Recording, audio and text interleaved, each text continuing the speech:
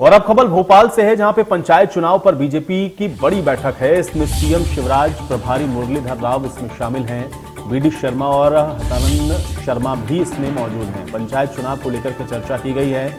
आज supreme court में revision petition के प्रारूप पर रणनीति बनाई गई है। तो बड़ी जानकारी आप तक पहुंचा रहे हैं। पंचायत के चुनाव को लेकर के चर्चा हुई है।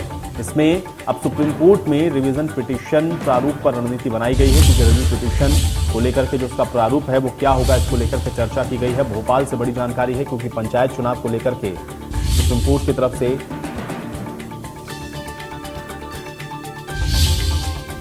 और सुप्रीम कोर्ट में अब रिव्यू पिटीशन दाखिल की जाएगी और उसी को लेकर के चर्चा हुई है। तो पंचायत चुनाव को लेकर के इसमें चर्चा की गई है। बड़ी जानकारी आप तक हम पहुंचा रहे हैं।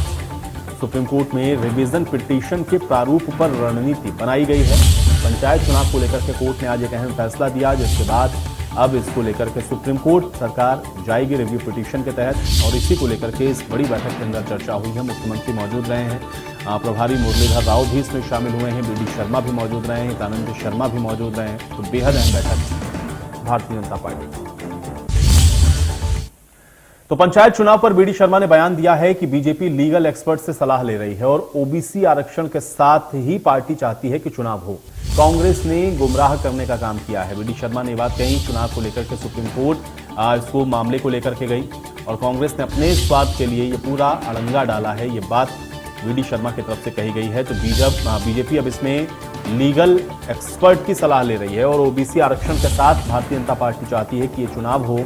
और कांग्रेस ने इस पूरे प्रकरण को लेकर के गुमराह किया है, क्योंकि कांग्रेस अपने स्वार्थ के लिए इस अड़ंगे को डाल रही है और कांग्रेस ही इस मामले को लेकर कोर्ट तक गई। इसलिए बीजेपी अभी लीगल एक्सपर्ट्स को लेकर सलाह कर रही है कि आगे इसमें अभी क्या किया जाना है। ओबीसी आरक्षण के साथ हालांकि पार्टी चाहती है कि चुनाव हो पंचायत के, और कांग्रेस के ऊपर भी बीडी शर्मा ने यह बड़ा हमला बोला है, आरोप लगाया है।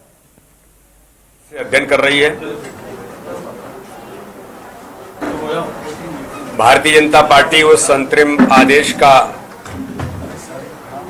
अपने लीगल एक्सपर्ट से अध्ययन कर रही है और इस आधार पर भारतीय जनता पार्टी, जो पहले दिन से हमारी मंशा रही है